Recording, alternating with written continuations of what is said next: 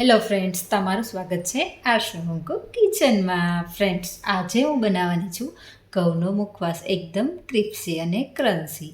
અને ફ્રેન્ડ્સ, અહીંયા મેં એક વાટકો ઘઉં લીધા છે અને ઘઉંને અહીંયા આપણે સરસ ચોખ્ખા પાણીથી ધોઈ લેવાના છે.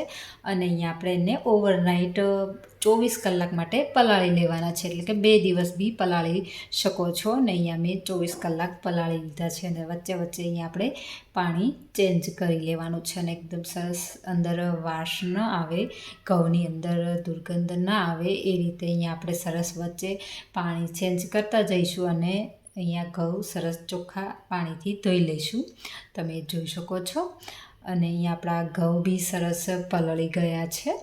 તમે જોઈ શકો છો. અહીંયા આપણા ઘઉં પલળી ગયા બાદ સરસ પલળી ગયા છે. અહીંયા દાણો બી સરસ એકદમ પોચા થઈ ગયા છે. અને અહીંયા આપણે ઘઉંને હવે બાફી લેવાના છે. તમે જોઈ શકો છો. અહીંયા આપણા સરસ 24 કલાક બાદ અહીંયા ઘઉં બી સરસ એકદમ પલળીને ફ્લફી એકદમ ફૂલી ગયા છે દાણા. તમે જોઈ શકો છો.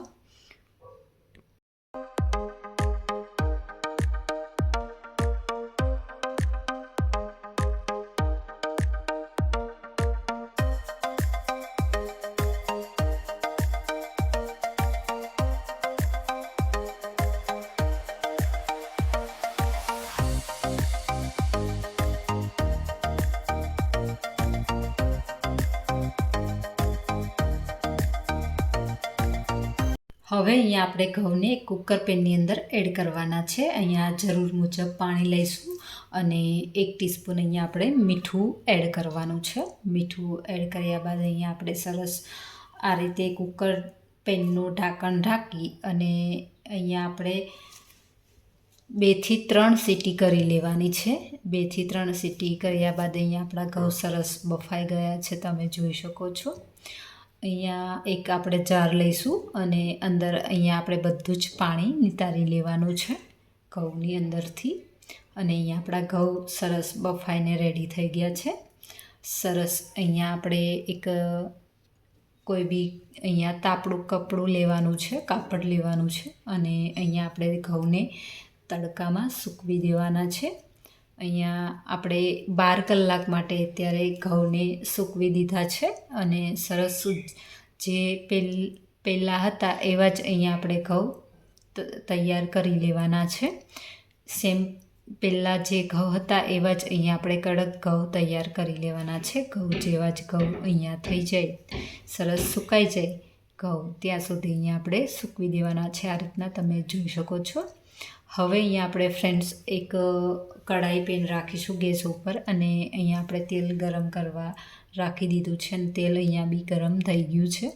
હવે અહીંયા આપણે એક જારમાં થોડું ઘઉં એડ કરી દેવાના છે અને અહીંયા આપણે ગોલ્ડન બ્રાઉન થાય ને ત્યાં સુધી આ રીતે ફ્રાય કરી લેવાના છે અને દાણો એકદમ ફ્લફી ફૂલી જવાનો છે. તમે જોઈ શકો છો આ રીતે.